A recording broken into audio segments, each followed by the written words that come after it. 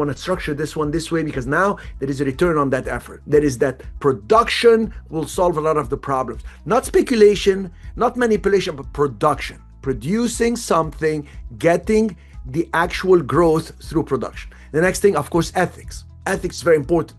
Ethics, unlike integrity and all this, to be ethical is when you go at the end of the day, you can sit in your bed and think, have I done everything right by everyone?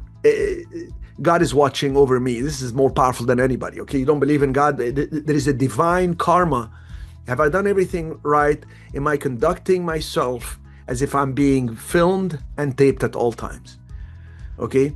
And thank God there are people recording me even if I don't record myself, okay? And communication. Communication creates a cycle that I send a message that is clear, that's understood, and I wait for that reply, that acknowledgement. I wait for it, I ask for it, so we have a perfect cycle of communication. When they send me something, I'm not clear, I ask for clarification, then I respond. Because once you have the communication, what are you trying to reach with communication? Listen to this one. You're trying to reach an agreement on reality. Most people just communicate to communicate. You're trying to reach an agreement on reality. If you're a comedian and you communicate a joke, you want them to see the reality of the joke and laugh. If you're communicating to buy a building and you tell them this is my price because these are the comparables, great. They accept, they can see, now you have an agreement. But if I'm selling, I don't go by comparable prices, I go by value. But this is an older building, it has a historic preservation thing, it's got tax exemption or tax reduction. So I'm communicating a value, not a price.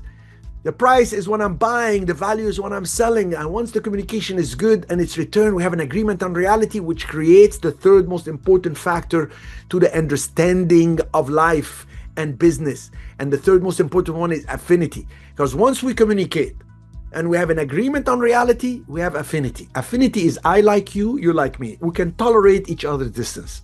A husband and wife walking, they love each other, they're walking engagé, they're walking close to each other, they're holding hands.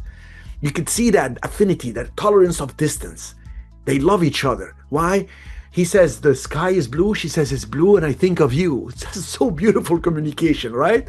They have agreement on their reality. Let's move to Ohio. Okay, great. It's a little cold, but I love Ohio because it's close to my mom. And then all of a sudden, they have another agreement on reality. There's bigger affinity. The formula of understanding, which is the universal solvent, is based on ability to communicate clearly and get acknowledgement, agreement on reality, and affinity.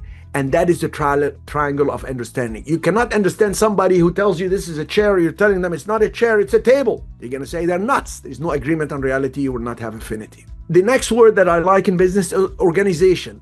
I tell you, organize and produce. You can't produce much if you're not organized because you're gonna get overwhelmed.